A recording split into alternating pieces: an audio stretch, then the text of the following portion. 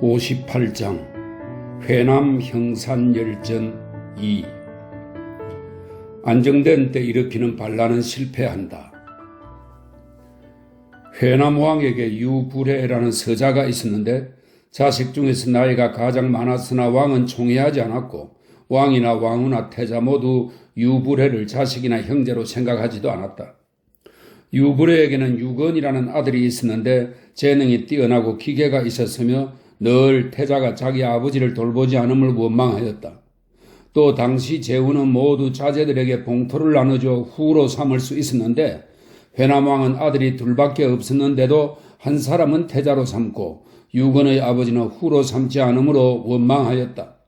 그래서 유건은 남몰래 다른 사람과 결탁해 태자를 고발하여 몰아내고 자기 아버지가 그를 대신하게 하려고 했다. 그러나 태자가 그것을 알아차리고 유건을 여러 차례 붙들어 묶고 매질했다. 유건은 태자가 한나라 중위를 죽이려 한 음모를 알고 있으므로 알고 지내던 수춘현 사람 장지를 시켜 원상 6년에 다음과 같은 글을 천자에게 올리도록 했다. 독한 약은 입에 쓰지만 병에 좋고 충성된 말은 귀에 거슬리지만 행하는 데 도움이 된다고 합니다. 지금 회남왕의 손자 유건은 재능이 뛰어난 사람이지만 회남왕의 왕후 도와 도의 아들 태자천이 늘 유건을 시기하여 해치려고 합니다. 유건의 아버지 불해는 아무런 죄도 짓지 않았는데 멋대로 건을 잡아 가두고 죽이려 한 것이 여러 차례입니다.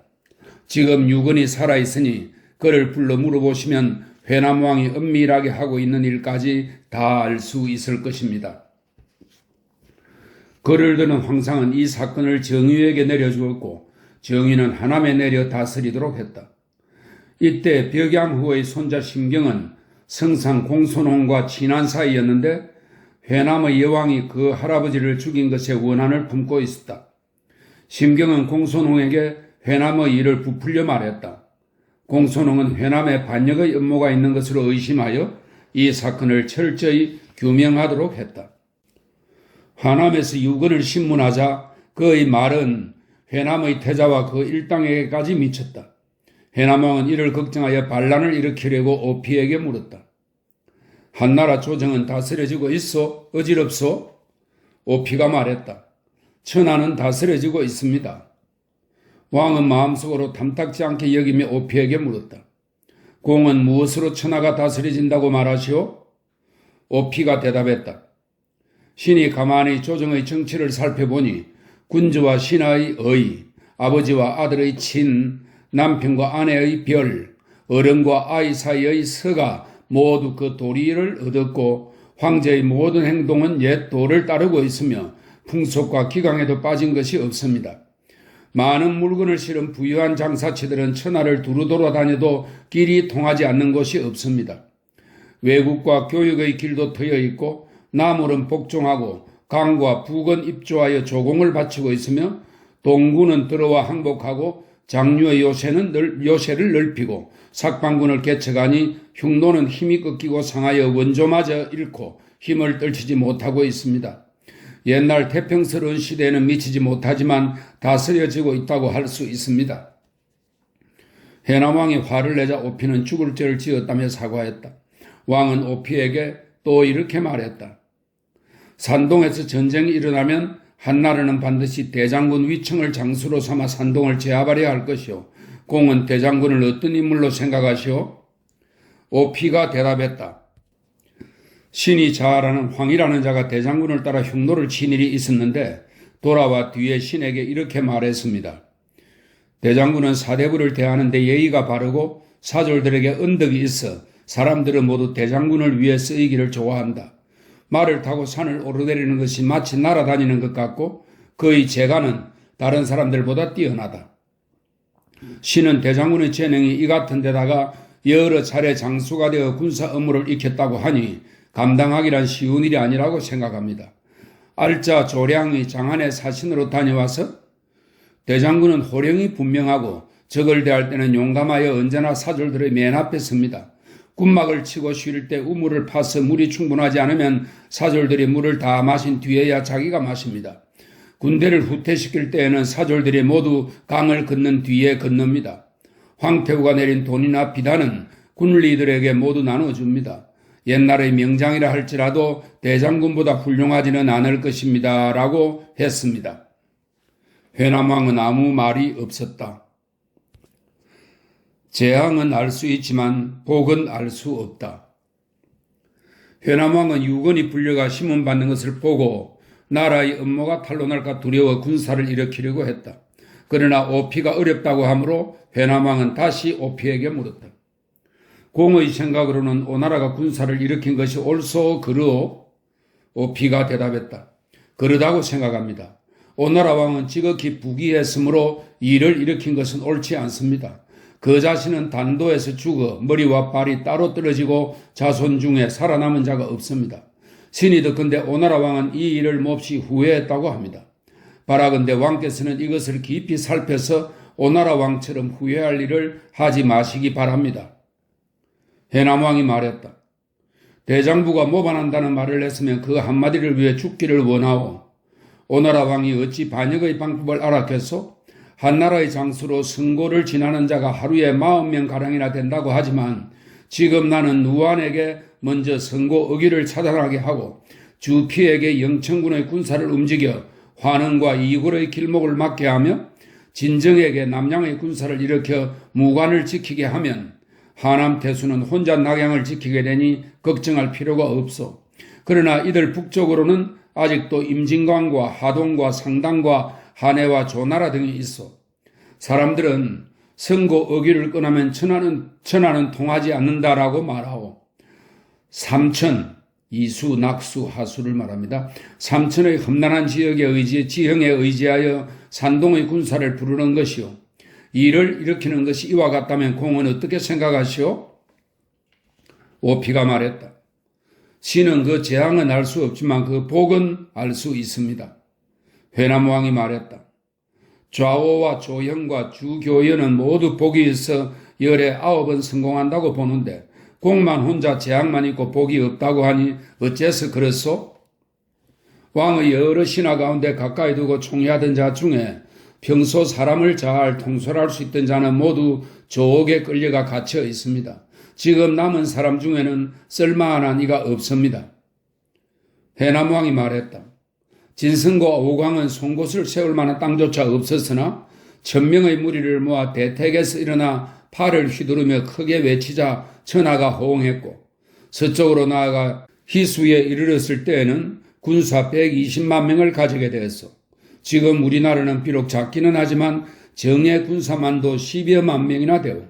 이들은 죄를 지어 변방에서 국경을 지키던 무리도 아니고 무기도 낫이나 끌이나 나무를 베는 도구가 아니오.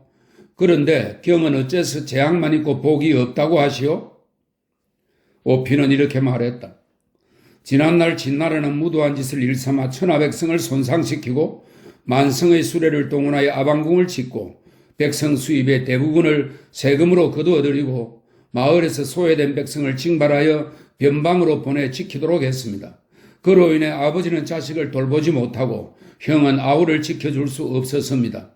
정치는 가혹하고 형벌은 준엄하여 천하는 마치 활활 타오르는 불 속에 있는 것만 같고 백성은 모두 목을 길게 빼고 갈망하며 귀 기울여 듣고 슬피 부르짖으며 하늘을 우러러 보고 가슴을 치며 천자를 원망했습니다. 그렇기 때문에 진성이 크게 외치자 천하가 호응한 것입니다. 그렇지만 지금 폐하께서는 천하에 군림하며 다스리고 해내를 통일시켜 널리 백성을 사랑하고 떡을 펴고 은혜를 베풀고 있으므로 입을 열어 말하기도 전에 그 소리는 우레보다 빠르게 전해지고 조령을 내리기도 전에 신처럼 교화되며 마음속에 생각하는 것이 있으면 그 위엄은 말리까지 움직입니다. 아래에서 위에 호응하는 것이 마치 그림자가 형체를 따라가고 메아리가 소리에 응하는 것과 같습니다. 또 대장군 위청의 재능은 장안이나 양웅에 비할 정도가 아닙니다. 대왕께서는 진성과 오광을 들어 비유하시는데 신은 잘못이라고 생각합니다. 해남왕이 말했다. 만일 공의 말과 같다면 요행조차 바랄 수 없다는 것이요? 오피가 말했다.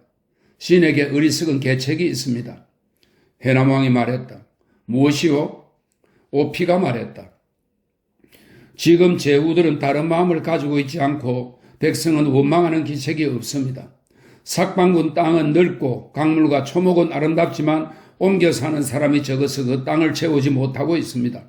시인의 어리석은 계책이란 성상과 의사가 주청하는 그를 위조하여 군국의 호글과 협계 그리고 내죄는 2년 이상의 도형 판결을 받은 죄입니다. 그리고 뇌죄 이상의 죄인들은 사면령을 내려 그 죄를 용서하고 50만 이상의 재산을 가진 사람은 모두 그 권속을 북쪽 궁국으로 옮겨가도록 하며 군사들을 자주 보내 그들이 빨리 모여 출발하도록 다그치라고 요청하는 것입니다. 또 좌우 도사관과 상림과 중도관 등의 칙명에 따라 죄인을 다스리는 문서를 위조하여 제후들의 태자와 총애하는 신하들을 체포하게 하는 것입니다. 이같이 하면 백성은 천자를 원망하고 제후들은 두려워할 것입니다. 이때에 변사들을 보내 설득시키면 혹시 요행으로 열에 하나쯤은 얻을 수 있을 것입니다. 해남왕이 말했다. 그것도 좋소. 그러나 나는 그렇게까지 되지는 않을 것이라 생각하오. 이래하여 해남왕은 관노를 궁중으로 들여보내 황제의 옥새와 성상, 의사, 대장군, 굴리, 중 200석, 도관령, 성의 인과 가까운 군의 태수, 도위의 인과 한나라 사자의 관을 만들어 오피의 계책대로 하려고 했다. 또 사람을 시켜 거짓으로 죄를 지은 것처럼 꾸며 서쪽, 이것은 장안을 말합니다. 서쪽으로 들어가 대장군과 성상을 섬기를 즉 하다가 하루아침에 군사를 일으키면 그들을 시켜 대장군 위층을 찔러 죽이고 성상을 설득하여 항복시키는 것은 머리에서 두건을 벗는 것처럼 쉬운 일이라고 생각했다. 모반할 마음을 품은 신하에게는 죽음만이 있을 뿐이다. 회남왕은 나라 안에 군사를 일으키려 했지만 상국과 2천석의 관원들이 따르지 않을까 염려되어 오피와 상의하여 먼저 상국과 2천석의 관원들을 죽이려고 했다. 거짓으로 궁중에 불을 지르고 상국과 2천석의 관원들이 불을 끌어 달려오면 즉시 죽이기로 하였다. 그러나 그런 계책을 아직 확정하지 못했다. 또 사람을 시켜 구도, 도둑을 잡는 군졸입니다. 구도의 옷을 입고 우격, 닥터를 뽑은 경문으로 위급한 상황을 나타내는 말입니다. 우격을 들고 동쪽으로부터 와서 남으로의 군대가 국경을 침범했다라고 외치게 한 뒤 그것을 구실로 하여 군사를 일으키려 했다.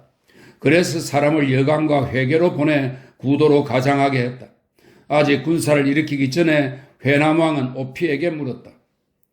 내가 군사를 일으켜 서쪽으로 향하면 제후들 가운데 반드시 호응하는 사람이 있을 것이요. 그러나 만일 호응하는 사람이 없으면 어떻게 하면 되겠소?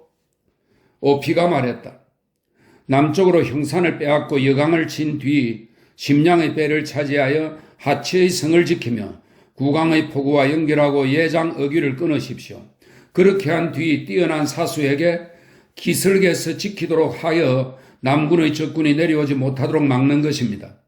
동쪽으로는 강도와 회계를 공격하여 거두고 남쪽으로는 강한 월나라와 손을 잡고 강수와 회수 사이에서 강약을 조정해 가며 굳게 지킨다면 시간을 늦출 수 있을 것입니다. 회남왕이 말했다. 좋소. 이보다 더 좋은 계책은 없소. 만일 사태가 급박해지면 월나라로 달아나면 그뿐이요. 그러는 동안 정의는 회남왕의 손자 유건의 이야기가 회남왕의 태자 유천과 관련이 있다고 보고했다. 황제는 정의감을 보내 회남의 중의로 삼고 이 기회에 태자를 체포하게 했다. 중의가 회남에 도착했다. 회남왕은 이 소식을 듣고 태자와 모의하여 상국과 2천석의 고관들을 불러 죽인 뒤 군사를 일으키려고 했다. 상국은 부르자 곧 왔지만 내사는 마침 일이 있어 밖에 나갔다며 들어오지 않았다. 중의가 이렇게 말했다. 신은 조서를 받들어 사신으로 왔기 때문에 왕을 뵐 까닭이 없습니다. 해남왕은 상국을 죽인다 해도 내사와 중의가 오지 않으면 소용없으므로 상국을 그대로 돌려보냈다. 해남왕은 망설임의 계책을 결정짓지 못했다. 태자는 자신이 지은 죄는 한나라 중의를 찔러 죽이려고 한 것인데 함께 모의했던 사람들은 이미 죽어 입을 열 사람이 없다고 생각하고 왕에게 이렇게 말했다. 신하 가운데 쓸만한 사람은 전에 모두 옥에 갇혀 이제 함께 일을 일으킬 만한 사람이 없습니다. 왕께서 때가 아닌데 군사를 일으켰다가 성공하지 못할까 두렵습니다. 신이 체포되도록 허락해 주십시오. 회남왕도 그렇게 생각하고 잠시 군사 일으키는 일을 늦추기로 하고 태자의 청을 들어주었다. 태자는 곧 스스로 목을 찔렀으나 죽지는 않았다. 이때 오피는 조서를 받고 온 관리를 직접 찾아가 자기가 회남왕과 반역을 꾀한 일과 그 내막을 상세하게 말했다. 관리들은 이로 인해서 태자와 왕후를 체포한 뒤 왕궁을 포위했다. 왕과 함께 반역 업무에 가담한 빈객 가운데 나라 안에 있는 사람을 모두 체포하고 또 반역에 쓰려던 무기들을 찾아내 보고했다. 황제는 공경들에게 사건을 다스리도록 했다. 회남왕의 반역 업무에 연루된 여루와 2천석의 관원과 혹을 수천 명은 모두 죄의 경중에 따라 처벌을 받았다. 형산왕 유사는 회남왕의 동생으로 당연히 회남왕의 반역 업무에 연좌되어 체포되어야 했다. 담당 관리가 형산왕을 체포하기를 청했으나 천자는 이렇게 말했다. 제후들은 각기 자기 나라를 근본으로 하오. 서로 연좌되는 것은 마땅하지 않소. 담당 관리들은 제후왕, 여루와 함께 성상이 있는 곳으로 가서 의논하시오. 조나라 왕 팽조와 여루, 조양 등 43명이 상의하여 모두 이렇게 말했다. 회남왕 유하는 심히 대역무도하고 반역을 도모한 것이 명백하므로 마땅히 목을 베어 죽여야만 합니다. 교수왕 유다는 이렇게 주장했다. 회남왕 유하는 법을 폐지하고 사악한 일을 저질렀으며 거짓된 마음을 품어 천하를 어지럽히고 백성을 현혹시켰으며 종묘를 배반하고 함부로 요사스러운 말들을 퍼뜨렸습니다. 춘추에 신하는 모반하는 마음을 가져서는 안 된다. 모반할 마음을 품으면 죽여야 한다라고 했습니다. 유한의 죄는 반역할 마음을 품은 것보다 더 무겁습니다. 반역의 계획이 이미 서 있었습니다. 신 유단이 본 위조문수와 부절과 인장과 지도만으로도 반역의 증거가 분명합니다. 이는 심히 대형무도한 것들로 마땅히 법에 따라 처형되어야 합니다. 나라의 관리로서 200석 이상인 자와 비200석 이상인 자, 종칠에 가까운 신하로 왕의 총애를 받으면서 법을 어기지는 않았지만 서로 잘 일깨워주며 가르치지 못한 자는 모두 벼슬에서 물러나게 하고 자기를 깎아 사절로 만들어 다시는 벼슬살이를 하지 못하도록 해야 합니다. 그 밖에 관리가 아닌 사람들은 속죄금으로 금 2건 8량을 바쳐야 합니다. 이로써 신하 요한의 죄행에 대한 처리방법을 밝혀 전하 사람들이 신하의 도리를 분명히 알게 하여 다시는 감히 사악한 모반의 뜻을 품는 일이 없도록 해야 합니다. 성상 공손원과 정의 장탕 등이 이것을 천자에게 보고했다. 천자는 종정에게 부절을 가지고 가서 회남왕을 다스리게 했다. 그러나 사자가 이르기 전에 회남왕 유한은 스스로 목을 찔러 죽었다. 왕후 도와 태자천과 모반에 가담한 사람들은 다 밀족되었다. 천자는 오피가 평소 한나라를 아름다운 말로 여러 차례 칭찬했으므로 사형시키지 않으려고 했으나 정의 장탕이 말했다. 오피가 반역을 꾀한 주모자이기 때문에 그 죄를 용서해서는 안 됩니다. 결국 오피를 처형했다. 회남국은 없어지고 국왕군이 되었다. 편에는 불화를 낳고 불화는 나라를 망친다. 형산왕 유사는 왕후 성서에게서 자식 셋을 낳았는데 맏아들 유상은 태자가 되었고 둘째 아들은 유효이며 셋째 딸은 유무체이다. 또 희첩인 설에에게서는 아들과 딸을 4명 낳았고 미인 고리에게서는 자식 2을 낳았다. 형산왕과 회남왕 형제는 서로 상대방을 책망하고 원망하여 예절을 잃었고 사이가 좋지 못했다. 형산왕은 회남왕이 반역할 준비를 하고 있다는 소문을 듣고 그 역시 빈객들과 결탁하여 대책을 세우려고 했다. 회남왕에게 병합될까봐 두려웠기 때문이다. 원광 6년에 형산왕이 입주했다. 그의 알짜 위경이 방수를 알고 있어 그를 올려 천자를 섬기려고 하자 왕은 노여워하며 위경을 죽을 죄를 지은 것으로 몰아 가혹하게 매질하여 억지로 죄를 시인하게 만들려고 했다. 하지만 형산의 내사는 그것이 옳지 않다고 여겨 그 판결을 기각하였다. 그러자 왕은 사람을 시켜 내사를 고발하는 글을 올려 내사가 신문을 받게 되자 사람들은 왕이 정직하지 못하다고 말했다. 또 형산왕은 자주 남의 밭을 침탈하고 집을 부수고 무덤을 파헤쳐서 밭으로 만들었다. 담당 관리가 형산왕을 체포하여 심리하기를 청했지만 황제는 허락하지 않고 200석 이상의 관리를 한나라에서 직접 임명했다. 형산왕은 이 일로 인해 해자, 장광창과 모의하여 병법에 정통하고 점성과 천문 기상을 살필 수 있는 사람을 구했다. 이런 사람들은 밤낮으로 은밀히 왕에게 반역하기를 권유했다. 왕후 성스가 죽자 설애를 세워 왕후로 삼았다. 거리도 총애를 받았다. 거리와 설애 두 사람은 서로 질투했다. 거리는 왕후 설애를 미워하여 태자에게 이렇게 말했다. 설애는 한의를 시켜 고도는 요술로 상대방을 저주하여 죽음에 이르게 하는 것입니다. 설애는 한의를 시켜 고도로 태자의 어머니를 죽였습니다. 태자는 마음속으로 설애를 원망했다. 설애의 오빠가 형산에 이르자 태자는 그와 함께 술을 마시다가 칼로 찔러 상처를 입혔다.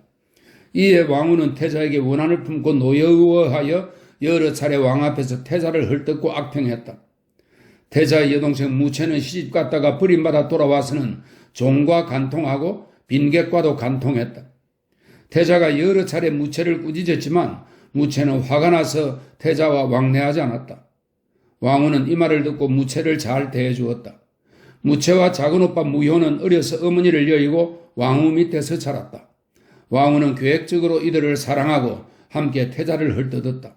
그 때문에 형산왕은 여러 차례 태자를 묻고 매질했다. 원삭산인에 어떤 사람이 왕후의 계모를 찔러 다치게 한 일이 있었다. 이때 형산왕은 태자가 사람을 시켜 찌르게 한 것으로 의심하고 태자를 매질했다. 그 뒤 형산왕이 병을 앓게 되었는데 태자는 아프다는 핑계로 왕의 시중을 들지 않았다. 유효와 왕후와 무채는 태자를 헐뜯어 말했다. 태자는 실제로 병난 것이 아닙니다.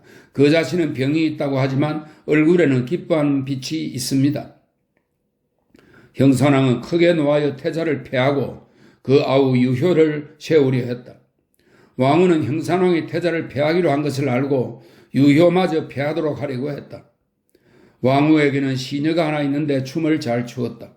형산왕이 그녀를 아낌으로 왕후는 그 시녀에게 유효와 정을 통하게 하여 효의 행실을 더럽혀 형제를 함께 패하고 대신 자기 아들 유광을 세워 태자로 삼으려고 했다. 태자 유상은 이것을 눈치채고 왕후는 나를 헐뜯는 일을 그칠 줄 모르니 왕후와 간통하여 그녀의 입을 막으리라 생각했다. 왕후가 술을 마시자 태자는 앞으로 나아가 잔을 올린 뒤 그 기회를 이용하여 왕후의 허벅지를 만지며 함께 자기를 요구했다. 왕후가 노하여 이 일을 왕에게 말하자 형산왕은 태자를 불러들여 결박한 채 매질했다. 태자는 형산왕이 자기를 패하고 동생 유효를 세우려는 것을 알고 있으므로 이렇게 말했다. 유효는 왕의 시녀와 간통하였고 무채는 하인과 간통했습니다. 왕께서는 부디 드시는 것이나 힘쓰시고 천자에게 그들의 간통 사실을 밝히는 글을 올리십시오. 그러고는 형산왕을 등지고 가버렸다. 형산왕은 사람을 시켜 그를 멈추게 하려 했으나 막을 수 있는 자가 없었다. 그래서 형산왕은 몸소 수레를 몰아 태자를 뒤쫓아가 붙잡았다. 태자가 함부로 욕설을 퍼부음으로 형산왕은 태자의 목에 칼을 씌워 궁중에 가두어 버렸다. 그렇지만 유효는 갈수록 더 사랑을 받았다. 형산왕은 유효의 재능을 기특하게 여겨 형산왕의 옥새를 차게 하고 장군이라 불렀으며 궁궐 바깥 저택에 살게 하고 많은 돈을 주어 빈객을 불러 모으게 했다. 찾아온 빈객들은 어렴풋하게나마 회남왕과 형산왕에게 반역의 계획이 있음을 알아차리고 밤낮으로 종용했다. 형산왕은 마침내 유효의 빈객인 강도 사람 구혁과 진희에게 명하여 전차와 화살촉과 화살을 만들게 하고 천자의 옥새와 장상, 굴리의 인을 새기게 했다. 또 왕은 밤낮으로 주구 같은 장사들을 구하여 자주 오나라와 초나라가 모반한 당시의 여러 계책을 끌어와 말하고 이로써 사람들의 행동을 통일시켰다. 그러나 형산왕은 회남왕을 본받아 천자 자리에 오르려 한 것은 아니었다. 그는 다만 회남왕이 병사를 일으켜 자기 나라를 삼킬까 두려웠던 것이다. 그는 회남왕이 서쪽으로 진출하면 군사를 일으켜 강수와 회수 사이를 평정하여 그곳을 차지할 작정이었다. 그의 바람은 그 정도였다.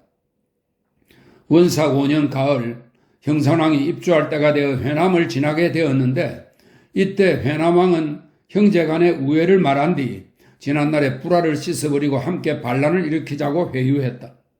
형선왕이 글을 올려 병 때문에 입주하지 못한다며 사과하자 황상은 글을 내려 허락했다. 원삭 6년에 형선왕은 사람을 보내 글을 올려 태자 유상을 폐하고 유효를 태자로 세우기를 청했다. 그것을 안 유상은 친하게 지내던 배경을 장안으로 보내 글을 올려 유효가 전차와 화살촉과 화살을 만들고 또 형산왕의 시녀와 간통한 사실을 말함으로써 유효를 물리치려고 했다. 그러나 배경이 장안에 이르러 글을 올리기도 전에 관리가 그를 체포하여 회남 사건을 들어 가두었다. 형산왕은 유상이 배경을 보내 글을 올리겠다는 말을 듣고 나라의 비밀이 밝혀질까 두려웠다. 그래서 글을 올려 오히려 태자 유상이 부도덕한 일을 일삼아 기시에 처할 죄가 있다고 고발했다. 황제는 이 사건을 배군에 내려 다스리게 했다. 원삭 7년 겨울에 담당 관리와 공경들은 배군의 명을 내려 회남왕과 함께 반역을 꾀한 사람들을 체포하도록 했으나 좀처럼 잡지 못하고 진희만이 현상왕의 아들 유효의 집에서 붙잡혔다. 담당 관리는 유효가 반역의 우두머리로 진희를 숨겨두었다고 탄핵했다. 유효는 진희가 평소 형산왕과 자주 반역을 꾀한 사실을 발설할까 봐 겁이 났다. 또 법에 먼저 자수한 사람은 죄를 용서받는다고 들었으므로 태자가 배경을 보내 글을 올려 이 일이 발각될 것으로 의심하여 먼저 나아가 자수하고 함께 모반을 꾀한 구역과 진희 등을 고발했다. 정의는 이것을 증거로 하여 신문했다. 공경들은 형산왕을 체포하여 가두고 법대로 다스리기를 요청했다. 그러나 천자는 말했다. 체포하지 마라. 그러고는 중위 사마왕과 대행 이식을 보내 형선왕을 신문하게 하자 형선왕은 정황을 모두 상세히 말했다. 담당 관리는 모두 왕궁을 에워싸고 지키고 있었다. 중위와 대행은 돌아와 사실을 보고했다. 공경들은 종정과 대행을 불러 배군의 사건과 함께 형산왕도 신문하기를 청했다. 형산왕은 이 소식을 듣고 스스로 목을 찔러 죽었다. 유효는 먼저 자수했기 때문에 그 죄를 용서해 주었으나 형산왕의 시녀와 간통한 일로 기시에 처해졌다. 왕후 설에도 이전의 왕후 성설을 고술로 죽게 한 데 대한 벌을 받았고 태자 유상도 형산왕을 고발한 불효죄를 물어 기시에 처해졌다. 형산왕과 함께 모반을 꾀한 사람은 모두 멸족되고 나라는 없어져 형산군이 되었다. 태사공은 말한다. 시에서 융적을 이에 공격한다. 형설을 이에 응징한다 라고 한 것은 진실로 옳은 말이다. 회남왕과 형산왕은 고륙지친으로서 그 영토는 사방천리이고 제후의 반열에 올라서나 번신으로서의 직무를 지켜 천자의 뜻을 받드는 데 힘쓰지 않고 오로지 사악하고 부정한 계획을 품고 반역을 꾀하여 아버지와 자식이 두 차례나 나라를 잃고 저마다 자기 몸을 보존하지 못하여 천하의 웃음거리가 되고 말았다. 이것은 단지 왕만의 잘못이 아니며 그 습속이 천박하고 신하들도 차츰 물들어 그렇게 된 것이다. 대체로 형초 지역 사람들이 날쌔고 용맹스럽고 가볍고 사나워서 난을 일으키기 좋아했다는 것은 예로부터 기록된 바이다.